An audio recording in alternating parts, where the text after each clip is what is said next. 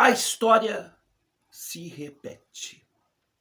Sim, quando a gente vai gravar um vídeo, antes de gravar, tudo é em silêncio. Mas geralmente quando a gente vai fazer aquela gravaçãozinha, já está preparando a câmera, está tudo preparadinho. O que acontece? O cachorro começa a latir. Até mesmo aquele vizinho acaba encontrando até aquela maquita velha que ele esqueceu um dia em casa, e exatamente naquela hora que tu vai gravar, aparecem elas.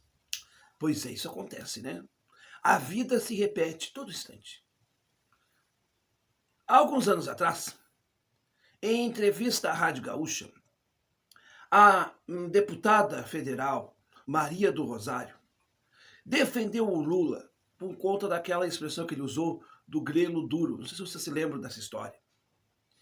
E o Antônio Carlos Macedo, apresentador, jornalista, consagrado repórter da Rádio Gaúcha, contestou ela, dizendo que aquela era uma expressão depreciativa e tal, o contexto todo. E no final da história, ele deu uma lição de moral nela, no sentido que a Maria do Rosário estava passando pano para o Lula. Os bolsonaristas adoraram isto, amaram isto. E assim foi, passam-se os anos agora. Agora eu vejo o bolsonarista passando pano para o Daniel Silveira.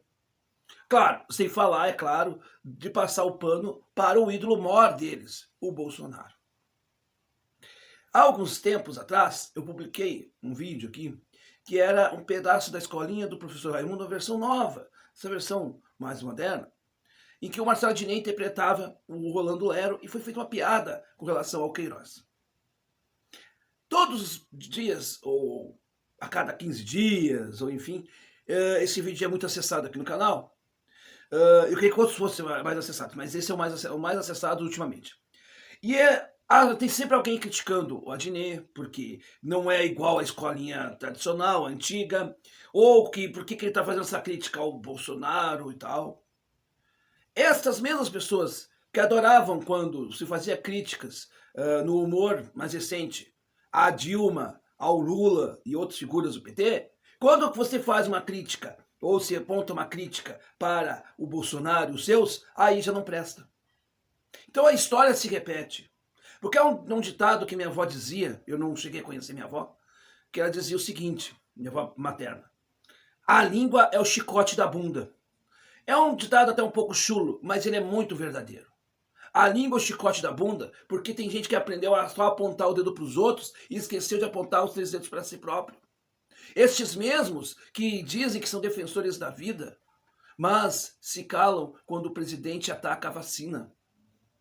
Que se dizem contrários ao aborto, também eu sou. Dizem que a esquerda defende a morte, como se todos nós de esquerda defendemos o aborto, e não é verdade. Mas se calam perante um presidente que foi incapaz de unir a nação para conseguir vacina, para salvar vidas e para salvar a economia do país.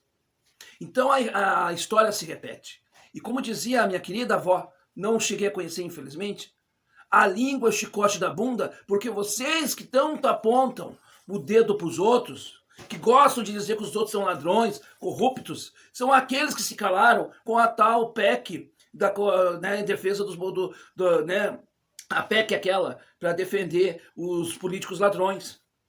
Aí, como é uma proposta do lado de vocês, aí serve. Esse tipo de postura, o eleitor médio que não é filiado nem a um partido político, que já votou em Lula, mas também já votou em Bolsonaro, esse tipo de postura, o eleitor médio que é honesto, trabalhador, como a minha mãe, como a minha tia, como os meus tios e minhas tias em Santa Catarina, esse tipo de postura, para essas pessoas, não são aceitas. E a língua é o chicote da bunda, porque vocês que tanto pregavam a moralidade, agora estão se empapuçando, estão se lambuzando com o leite condensado da corrupção, do cinismo, do mau-caratismo. A história se repete porque lá em 1789 tinha também o paladino da ética e da moral. Em 1789 surgiu um tal de Robespierre. E este Robespierre, que era um orador como nunca, Este mesmo Robespierre foi o responsável por milhares de mortes na guilhotina de forma injusta, porque muitas vezes quem criticasse um pontinho perdia a vida. Em nome, é claro, de um cara que se dizia defensor da ética, da moralidade e da justiça. Então, a história se repete. E a história agora, recente, mostrava a gente que defende Lula até hoje e diz que Lula é santinho. E agora vai ter também a repetição, quando o senhor Bolsonaro for condenado, vai ter gente que vai dizer que Bolsonaro é santinho. Porque a história se repete. Porque a gente não mudou como ser humano. Porque, como diz a minha mãe, na sua sabedoria advinda da experiência da vida, ela disse uma coisa uma vez para mim, que eu nunca me esqueci. Ela disse assim: meu filho, não caia no erro ridículo de ficar teimando sobre os teus erros. Vá, refaça e peça desculpas, e de preferência, quem se ajoelha se eleva, quem se exalta se rebaixa. E uma coisa, meu filho, a dignidade não está à venda. Ou tu tem ou não tem. É isso que eu tenho para dizer para essa cambada de gente aí que, na boa, não me representa e tenho certeza que não representa o bom povo brasileiro, que ainda é na sua maioria. O brasileiro não é a representação do lulista fanático, tampouco do bolsonarista hipócrita também.